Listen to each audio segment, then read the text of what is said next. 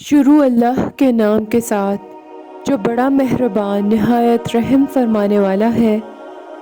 نیکیوں کا موسم بہار رمضان چونکہ آنے والا ہے تو آئیے اس کے آنے سے پہلے چند فضائل رمضان پر احادیث کی روشنی میں غور کرتے ہیں۔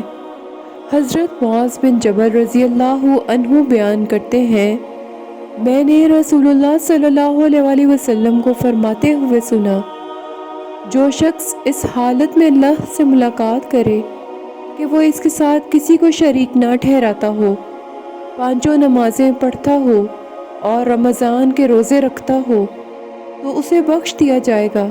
میں نے عرض کیا، اللہ کے رسول، کیا میں انہیں بشارت نہ سنا دوں؟ آپ صلی اللہ علیہ وسلم نے فرمایا، انہیں چھوڑ دو تاکہ وہ عمل کرتے رہیں۔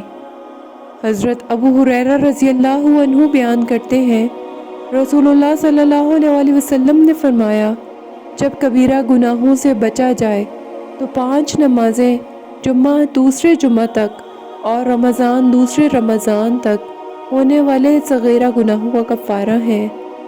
حضرت ابو ہریرہ رضی اللہ عنہ بیان کرتے ہیں، رسول اللہ صلی اللہ علیہ وسلم نے فرمایا، جب رمضان آتا ہے تو آسمان کے دروازے کھول دیے جاتے ہیں، اور ایک روایت میں ہے جنت کے دروازے کھول دیے جاتے ہیں اور جہنم کے دروازے بند کر دیے جاتے ہیں اور شیاطین کو جکڑ دیا جاتا ہے۔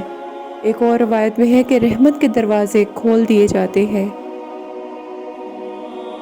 حضرت صلی اللہ علیہ وسلم نے فرمایا، جس نے رمضان کے روزے ایمان اور خالص نیت کے ساتھ رکھے، اس کے پچھلے گناہ بخش دیے گئے۔ رسول اللہ صلی اللہ علیہ وسلم نے فرمایا، جب ماہ رمضان کی پہلی رات آتی ہے تو شیاطین اور سرکش جن جکڑ دیے جاتے ہیں، جہنم کے دروازے بند کر دیے جاتے ہیں، ان میں سے کوئی بھی دروازہ کھولا نہیں جاتا، اور جنت کے دروازے کھول دیے جاتے ہیں، ان میں سے کوئی بھی دروازہ بند نہیں کیا جاتا۔ پکارنے والا پکارتا ہے، خیر کے طلبگار آگے بڑھ اور شر کے طلبگار رک جا، اور آگ سے اللہ کے بہت سے آزاد کیے ہوئے بندے ہیں، تو ہو سکتا ہے کہ تو بھی انہی میں سے ہو، اور ایسا رمضان کی ہر رات کو ہوتا ہے۔ حضرت جابر رضی اللہ عنہ سے روایت ہے، رسول اللہ صلی اللہ علیہ وسلم نے فرمایا، اللہ تعالیٰ ہر افطار کے وقت کچھ لوگوں کو آزاد فرماتا ہے، اور یہ رمضان کی ہر رات میں ہوتا ہے۔ آئیے اللہ سے دعا کرتے ہیں کہ ہمیں بھی رمضان کی برکتیں سمیٹنے والا بنائے، اور اس بابرکت مہینے میں اللہ تعالیٰ ہمیں جنت کے وارثوں میں شامل کر لے۔ آمین۔